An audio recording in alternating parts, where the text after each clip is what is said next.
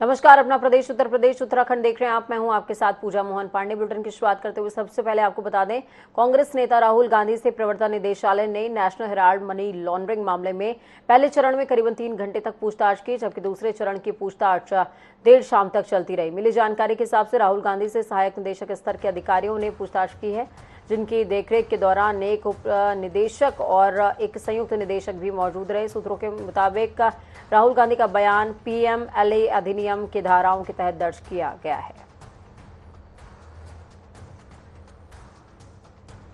ये 5 तस्वीरें आपको पूरे दिन सूबे की तस्वीरें आपको दिखा रहे हैं। अलग अलग तस्वीरें हैं जिसमें आप समझ पाएंगे कि किस तरीके से कांग्रेस नेताओं ने धरना प्रदर्शन किया अपने नेता के सपोर्ट में।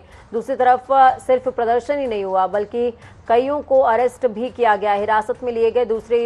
तीसरी तस्वीर आप जो देख पाएंगे, राहुल गांधी ईडी कार्यालय पहुंचते हुए दिल्ली में, और समन भेजा गया था। चूंकि दूसरी पेशी है, दूसरी बार तारीख उनको दी गई थी, तो आज पहुंचना जरूरी था।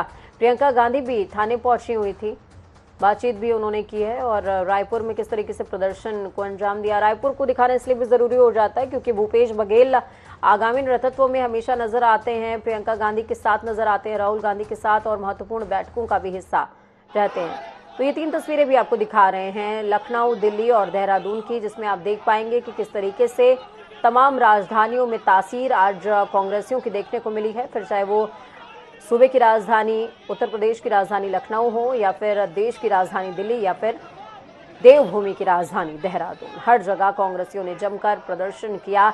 ईडी कार्यालय के बाहर कई जगहों पर झड़प और तनाव की स्थितियां भी उत्पन्न हो गई।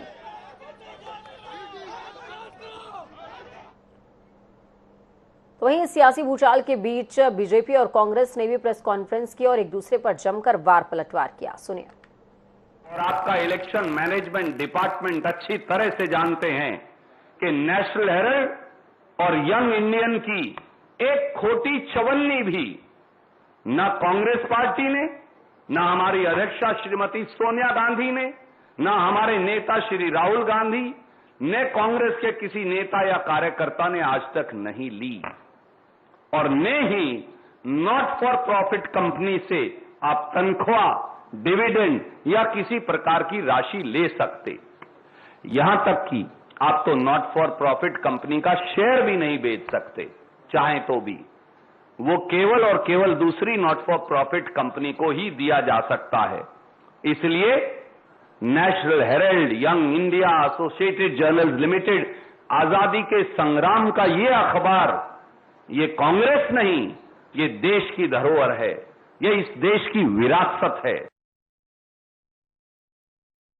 जो जेल से बेल पर हैं, उन्होंने घोषणा की है कि आओ दिल्ली को घेरो, क्योंकि हमारा भ्रष्टाचार पकड़ा गया है। एक इन्वेस्टिगेटिंग एजेंसी पर दबाव डालने के लिए कांग्रेस शासित राज्यों के वरिष्ठ नेताओं को विशेष आमंत्रित किया गया है। इन्वेस्टिगेटिव एजेंसी के ऊपर दबाव डालना खुलेआम, कांग्रेस की इस रणनीति को आप क्या नाम देंगे? भ्रष्टाचार के किन मुद्दों पर राहुल गांधी को तलब किया गया है, उन पर थोड़ा विचार करें। तो इस बीच आपको बड़ी और अहम जानकारी दे रहे हैं, हिंदू महासभा ने सुप्रीम कोर्ट को पत्र याचिका भेजी है। दारुल उलूम देवबंद को बंद करने की मांग की गई है। इस याचिका में मस्जिद और दरगाहों में धारा 144 लागू करने की मांग है। केंद्रीय एजेंसी से जांच कराने की मांग है। देवबंद आतंक का ट्रेनिंग सेंटर है, ये कहना है हिंदू महासभा का। तो बड़ी खबर, अहम जानकारी आपको दे रहे हैं। देवबंद आतंक का ट्रेनिंग सेंटर है, ये कहना है हिंदू महासभा का, और इसी तमाम याचिका में तमाम बिंदुओं को इंकित किया गया है सुप्रीम कोर्ट में। हालांकि अभी किसी तरह की कोई सुनवाई नहीं हुई है, आज याचिका दाखिल ही हुई है। मस्जिद और दरगाहों में धारा 144 लागू करने की बात कही जा रही है इस याचिका में।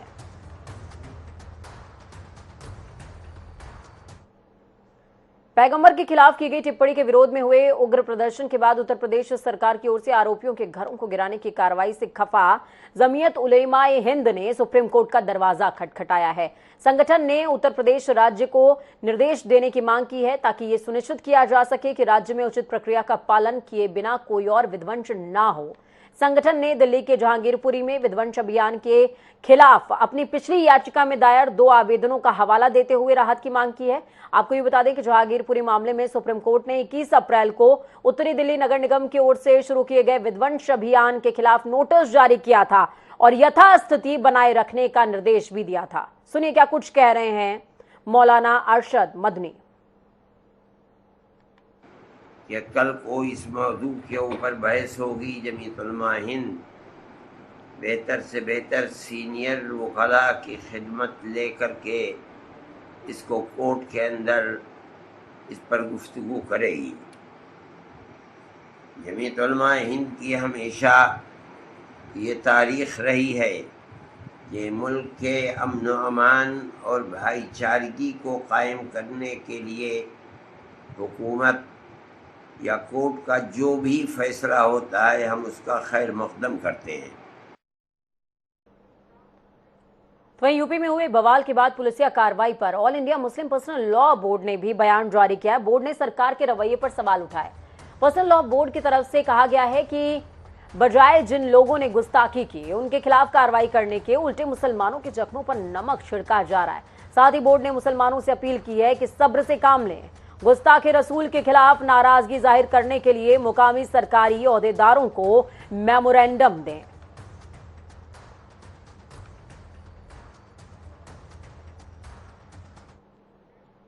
हम लाठी और गाली खाने को तैयार हैं, जेल जाने को तैयार हैं, क्योंकि पैगंबर की शान में गुस्ताखी बर्दाश्त नहीं की जा सकती।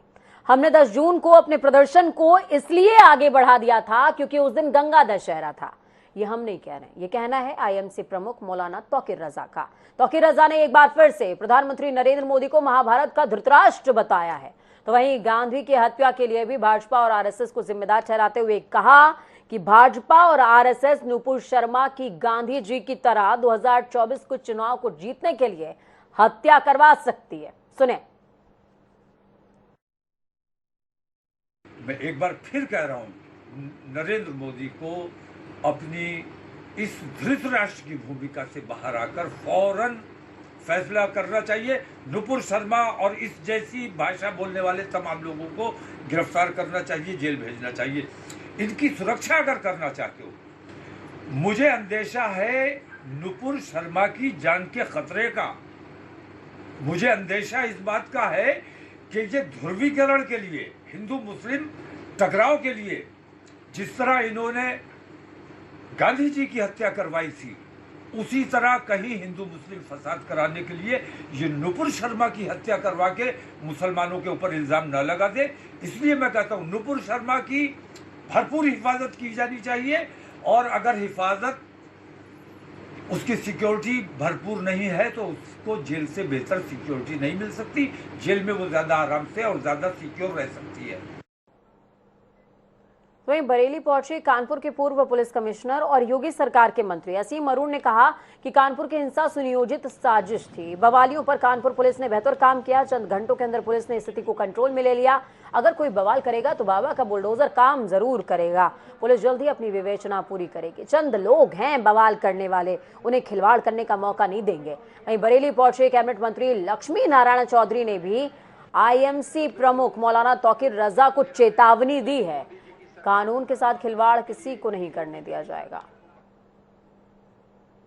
जैसा हम जानते हैं, आदरणीय मोदी जी के केंद्र सरकार के 8 वर्ष पूरे हो रहे हैं और इन 8 वर्षों में गरीबों के कल्याण के लिए हर कदम उठाया गया।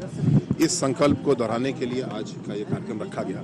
इसी के साथ साथ आज़ादी का अमृत महोत्सव वर्ष भी हम लोग मना रहे हैं और दोनों के उपलक्ष्य में, और खासकर मेरे लिए बहुत महत्वपूर्ण, क्योंकि मैं समाज कल्याण विभाग को देखता हूँ, जिस विभाग को मैं सहायता या मदद विभाग के रूप में समझता हूँ, और समाज के अंतिम पायदान पे यानी अंत्योदय को पूर्ण करने की जिम्मेदारी इस विभाग की है। मेरा परम सौभाग्य है और योगी जी के नेतृत्व में, मोदी जी के विजन के अनुसार हम लोग प्रयास कर रहे हैं कि कोई भी भाई बहन और अब थर्ड जेंडर भी पीछे न छूटे।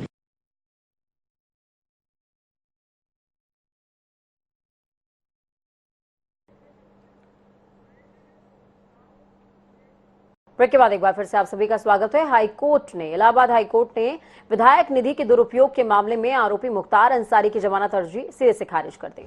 हाईकोर्ट ने राज्य सरकार से कहा कि विधानसभा अध्यक्ष और 3 नौकरशाह की कमेटी से विधायक निधि के दुरुपयोग की ऑडिट कराई जाए। सुनवाई करते हुए हाईकोर्ट ने टिप्पणी की और कहा कि हिंदी भाषी राज्यों में अंसारी की रॉबिनहुड की ख्याति के चलते पहचान बताने की जरूरत नहीं है। 1986 से लेकर अपराध की दुनिया से जुड़े अंसारी के खिलाफ 50 से ज्यादा मामले दर्ज हैं, लेकिन आज तक किसी भी केस में उसे सजा नहीं मिल पाई। जेल में बंद रहते विधायक चुना गया, विधायक निधि से 25 लाख रुपए निकाल लिए, स्कूल को दे दिए जिसका इस्तेमाल तक नहीं हुआ और उसे भी हजम कर गया। ऐसे में वो जमानत पर रिहा होने का हकदार ही नहीं है।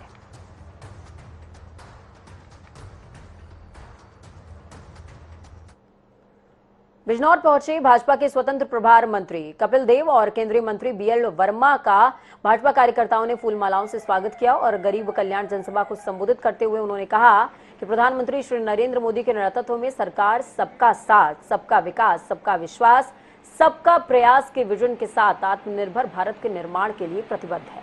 साथ ही विकास कार्यों का जायजा भी लिया है। प्रधानमंत्री मोदी जी अभी 31 तारीख के लिए सेवा सुशासन गरीब कल्याण पखवाड़ा मनाने के पहले दिन हिमाचल में शिमला से जब प्रदेश को संबोधित कर रहे थे, सौभाग्य से मैं भी 9 बीच के मेघालय में शिलोंग में उसमें था। हम सबने देखा होगा हमारे प्रधानमंत्री मोदी जी ने किसान सम्मान निधि, प्रधानमंत्री किसान सम्मान निधि का पैसा 21,000 करोड़ 11.5 करोड़ किसानों के खाते में शिमला से 1 बटन दबाया और पूरा 21,000 करोड़ पूरे हमारे 11.5 करोड़ किसानों के खाते में सीधा पहुंच। उत्तर प्रदेश विधान परिषद की 13 सीटों पर हो रहे चुनावों में सभी उम्मीदवारों के निर्विरोध निर्वाचन घोषित हो चुके हैं। इस बार के विधान परिषद चुनावों में भारतीय जनता पार्टी की तरफ से 9 सीटों पर और समाजवादी पार्टी की तरफ से 4 सीटों पर अपने उम्मीदवार उतारे गए थे। नामांकन के दौरान अतिरिक्त उम्मीदवार थे नहीं। इस वजह से ये स्पष्ट था कि एमएलसी चुनाव में वोटिंग की जो प्रक्रिया है उसको फॉलो नहीं करना पड़ेगा, जिसकी वजह से सभी प्रत्याशियों को निर्विरोध ही चुना जाएगा। आपको बता दें कि विधान परिषद की 13 सीटों पर चुनाव के लिए प्रक्रिया 2 जून से शुरू हो गई थी। 9 जून को दाखिले की आखिरी तारीख तक निर्धारित सीटों के लिए 13 ही नामांकन दाखिल हुए थे, जिसमें 4 सपा 9 बीजेपी के प्रत्याशियों को निर्विरोध निर्वाचित कर लिया गया और आज उनको प्रमाण पत्र वितरित किया गया है टंडन हॉल में।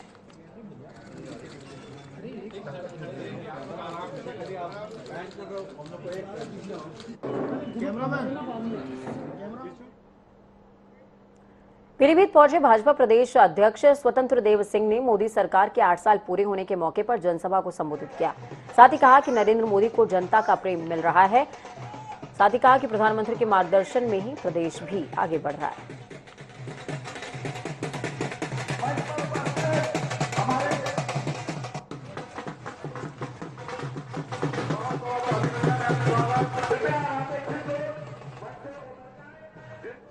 मोदी सरकार ने शरणार्थियों को नागरिकता देकर गौरवमय जीवन का हक दिया है।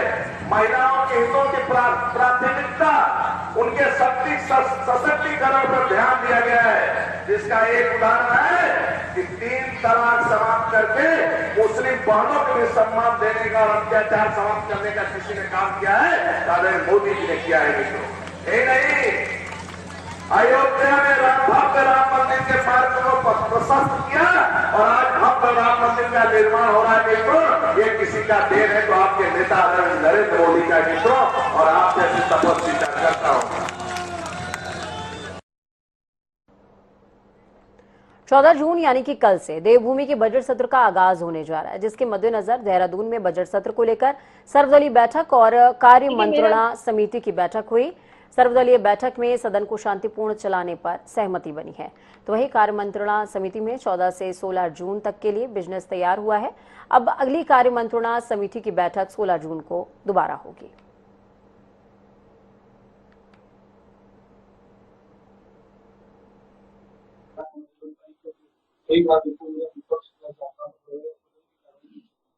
देखिए, मेरा निवेदन सबसे यही रहा कि हमें बजट का सत्र है, बहुत महत्वपूर्ण सत्र है। हर एक विधायक अपने क्षेत्र की बात तो इस अच्छी चर्चा हमारी जो मेरी सर्वदलीय बैठक के साथ लोगों के साथ हुई वो अच्छी रही। उसके बाद कार्य मंत्रणा की बैठक हुई, 15 से 16 तक का बिजनेस का निर्णय हुआ है और 16 को फिर हम दोबारा बैठेंगे, आगे किस तरह से क्या निर्णय होगा, किस तरह के कार्य हम लोग आगे करेंगे, उसकी बैठक हम 16 को। सदन को शांतिपूर्वक चलाने पर सहमति बनी है और आपको बता दें कि सर्वदलीय बैठक के तुरंत बाद भाजपा ने भी अपनी बैठक बुलाई थी। भाजपा के विधायक मंडल की बैठक थी और उसमें आखिरकार किस तरीके से सदन पटल पर तैयारियां की जाएंगी और सदन पटल पर अपना बजट रखती सरकार नजर आएगी, इस पर विस्तार से चर्चा हुई है। उसके बाद डिनर का भी प्रोग्राम था। 14 से 16 जून तक के लिए बिजनेस तैयार हो चुका है। 16 जून को दोबारा से कार्य मंत्रणा समिति की बैठक होगी, ये कहती ऋतु खंडूरी नजर आई हैं। तो वहीं हरिद्वार के निष्काम सेवा ट्रस्ट आश्रम में विश्व हिंदू परिषद की केंद्रीय मार्गदर्शक मंडल की 2 दिवसीय बैठक का समापन हो गया। बैठक में देश भर के कई बड़े साधु सन्यासी शामिल हुए।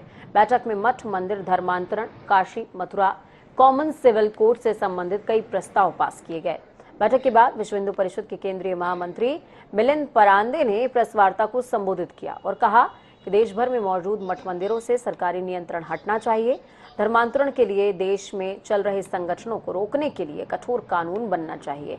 तो वहीं उत्तराखंड सरकार की तरफ से कॉमन सिविल कोड लागू करने के निर्णय का भी बैठक में मौजूद साधु संतों ने स्वागत किया और पूरे देश में कॉमन सिविल कोड लागू करने की मांग को, इसके साथ ही उन्होंने यूपी समेत कई राज्यों में पत्थरबाजी की घटनाओं को रोकने के लिए सरकार से सख्त कानून बनाने की मांग भी की है। विश्वास व्यक्त किया है कि निकट भविष्य में काशी विश्वनाथ का मंदिर, यह जो ज्ञानवापी मंदिर, ये हिंदू समाज के निश्चित रूप से प्राप्त होगा।